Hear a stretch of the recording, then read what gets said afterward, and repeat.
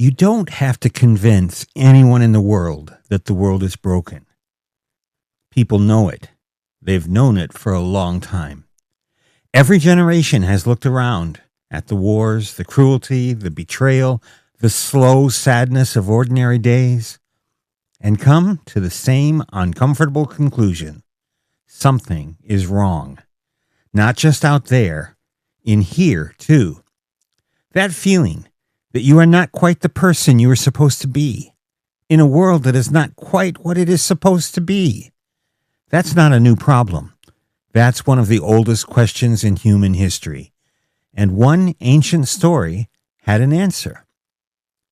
In the last episode, we looked at 3 ancient creation stories: Babylon, India, and ancient Hebrews. Each one tried to answer the same questions. Where did the world come from? And what are we for? The Babylonian story said you were made from violence, an afterthought in a war between gods. The Indian story said that the beginning of everything was a mystery. Maybe even the gods don't know. But the Hebrew story, the one found in Genesis, said something different. It said the world was good, on purpose, deeply good. And it said you were made to reflect the image of the one who made it. That's a big claim.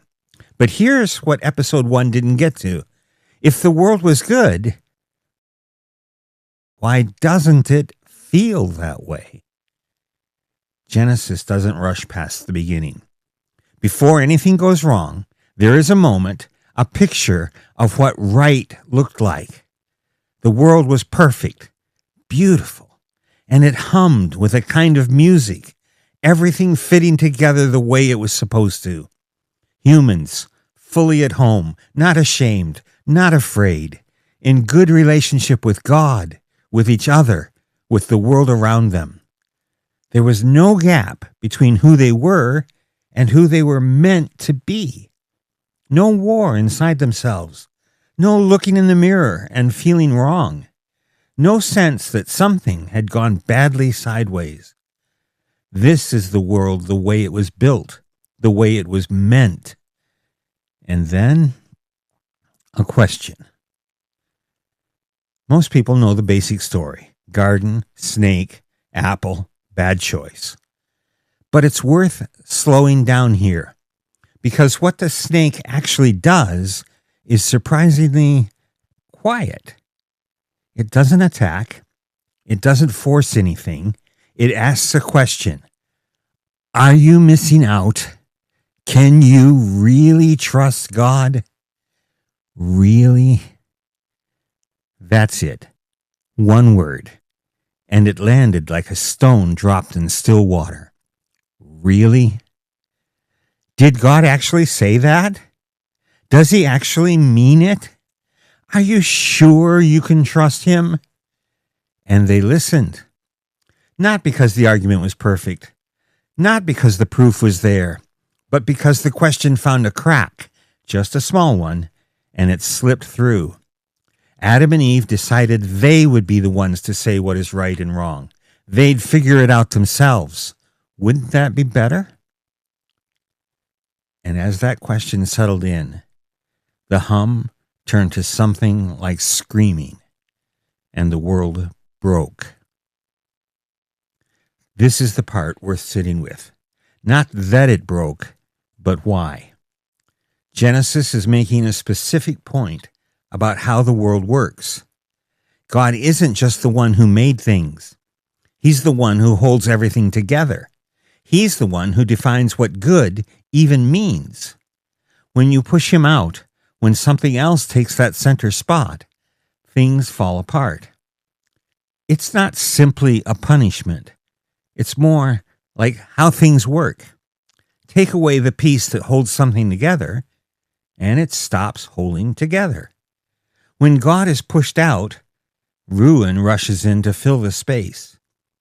Not because God is angry and getting back at them, but because that's just what happens when you remove the thing that makes something work. Everything breaks. Everything falls. And here's the hardest part. We can't fix it ourselves. We're going to keep going because the story doesn't stop there. It actually gets more interesting from this point. If you're new to this series, episode 1 is right there. It covers 3 ancient creation stories and sets up everything we're looking at now. And if this kind of slow, careful look at big questions is something you want more of, subscribe. We go deep and we take our time. The breaking wasn't just huge and cosmic. It was personal. Genesis describes the damage in 4 specific directions. First, our relationship with God. The ease is gone. The closeness. Adam and Eve hide, which is one of the saddest images in the whole story. People made for connection, hiding from the one who made them. We still do this. We just call it different things. Second, our relationship with ourselves. The shame that shows up in that moment they saw they were naked isn't just about clothes. It's the first time in the story that a person looks at themselves and feels wrong. The slivers and shards reach to the bottom of our souls. We know this one too. Third, our relationship with each other. The very next thing Adam does is blame Eve. Then he blames God for giving him Eve. 3 sentences after the fall, and already the other person is the problem. Every fight, every war, every moment of cruelty between people, it traces right back to here. And fourth, our relationship with the world itself. The ground is affected. Work gets hard. There are thorns now, resistance, the feeling that you are always pushing against things instead of moving with them. 4 relationships, all broken, all at once. The shattering of the world was our shattering too. And here is what Genesis will not let you look away from. It is not supposed to be like this. Every group of people has tried to fix this. Better rules, better systems, better schools, better people. And some of it helps. Those things matter. But the thing underneath doesn't change because Genesis is saying the problem isn't mostly out there, it's in here. We are broken and we cannot fix ourselves. That's hard to sit with. But the story is not a story about the problem. It's a story about what comes next. Because the same ancient story that describes the breaking also describes right away in the very next breath a promise. Something is coming. Someone is coming to do what we cannot do for ourselves. That's where this story goes. And strangely, that changes everything about how you read the beginning. You don't have to convince anyone that the world is broken. They already know. The question has always been, is there a way out?